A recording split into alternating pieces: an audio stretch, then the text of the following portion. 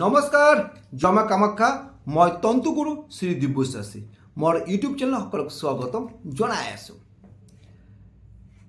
April মাস বৃশ্চিক রাশি 1 তারিখের পর 30 তারিখ আলোচনা করি। মান্থলি প্রেডিকশন, হেলথ, এডুকেশন, প্রেম, ভালোবাসা, লাইফ পার্টনার, বিজনেস, লাক, ভাগ্যস্থান, কর্মস্থান আর টোটকা দিম কি করলে আপনি ভাল ফল পাব।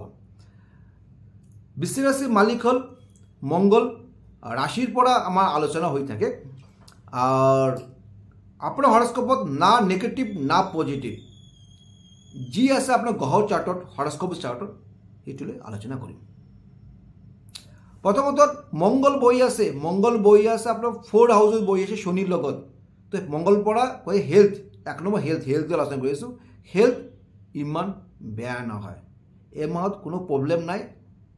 পঞ্চম স্থানত আকৌ যাব 24 এপ্রিল, তো টেন্স ভাল, বেয়া নহয়। 25 তারিখে 24 তারিখের পড়া 30 তারিখলৈকে অলপ সৰু সুৰা মানে লোৱাৰ পৰ্চন অকণমান সৰু সুৰা এক্সিডেণ্ট হ'ব পাৰে, তো ইমান ডাঙৰ ইস্যু নহয়, ভাল। তারপর আহি থাকো পঞ্চম স্থানের মালিক হল বৃহস্পতি।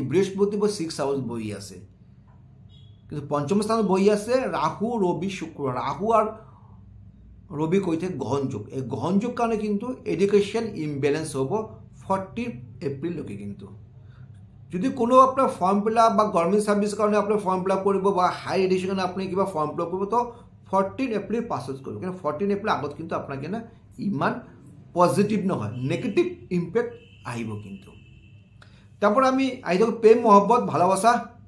তো পঞ্চম স্থান বই আছে রবি রাহু গ্রহণযোগ। গ্রহণ মানে হলো আপনার মানুহৰ কোন নজর লাগি যাব প্রেমের জায়গা, ভালোবাসার জায়গা। তো এইখিনি এই মাহত কিন্তু বিশেষকৈ 14 এপ্রিললৈকে অকণমান কেয়ারফুল থাকিব না, কিন্তু আপনার ব্রেকআপ হওয়ার সময় থাকিব থার্ড পার্সনের কারণে। কিন্তু তো খং নর্মাল, দুজনে খং নর্মাল থাকিব লাগিব। আর থার্ড পার্সন কথা নহয়, আপনি যি হব প্রবলেম হলে মাতি বহি আলোচনা করে লব। তারপর আহি যাও আমি 7 হাউস বলা কৈ থাকে আপনার লাইফ পার্টনার। 7 হাউসের মালিক শুক্র বই আছে 5th হাউস, ভাল।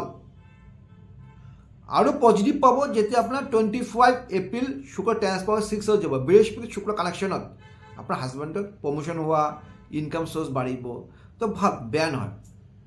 আর সেম আপনার লাইফ পার্টনার 7 হাউসের পর যেনেকা লাইফ পার্টনার হয়েছে 7 হাউসের পর হয়ে থাকে আপনার বিজনেসও হয়ে থাকে।